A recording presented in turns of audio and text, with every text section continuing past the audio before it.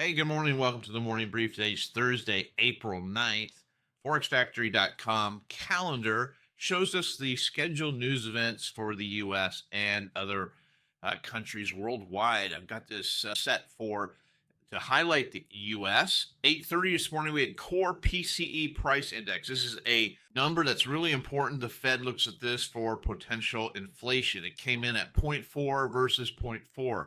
So while that looks like it's okay, remember that any positive number means it's growing. Final GDP quarter on quarter came in at 0.5% versus 0.7. Also not good. This is contracting economy.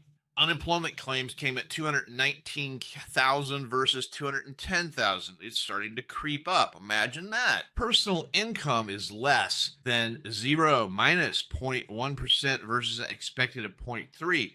Again, this is not surprising considering what's been going on. Personal spending was also less than expected at 0.5% versus 0.6. At 8:33, we had the final GDP price index quarter on quarter, 3.7 versus 3.8. Any positive number here is a bad thing. It means prices are going up. 10 o'clock, we've got final wholesale inventories. 10:30 natural gas storage, 1:01 p.m. the 30-year bond auction, and that is it for the day. So not a lot of good numbers. And what's really kind of hurts a little bit here is these are bad numbers when we have not gotten any of the numbers from March. Okay, so this is February numbers. They're coming in now, and we'll get March numbers are going to be completely destroyed by the situation from the war in Iran. That being said, let's move on. Going to the daily chart, you can see we closed above the moving averages.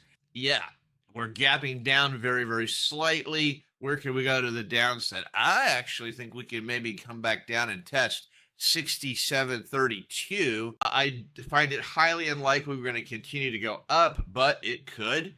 There's a high volume node at 68.77 and a major low volume node at 69.18. Those, of course, should be on your radar. I saw yesterday that there was a situation where somebody had gone back and looked at all the 1,000-point gainers, and it's very unlikely it will continue. Usually the day after is a big retracement day.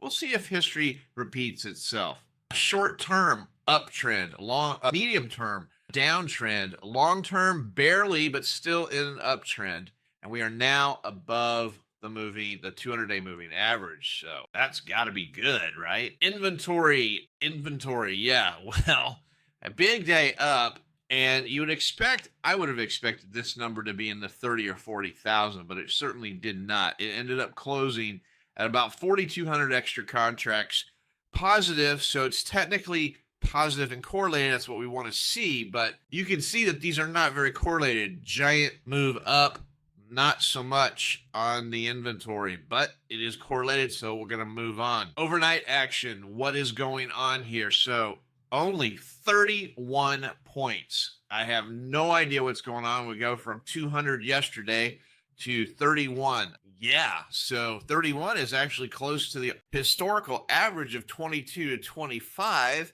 Still above average, but where do we have support and resistance? So resistance above price, the little band here is around 68.13 to 68.16, 68.20. Overnight high, 68.23-ish, 68.26, 68.40. Support on the bottom side, we've got some support just below 6,800, 67.92.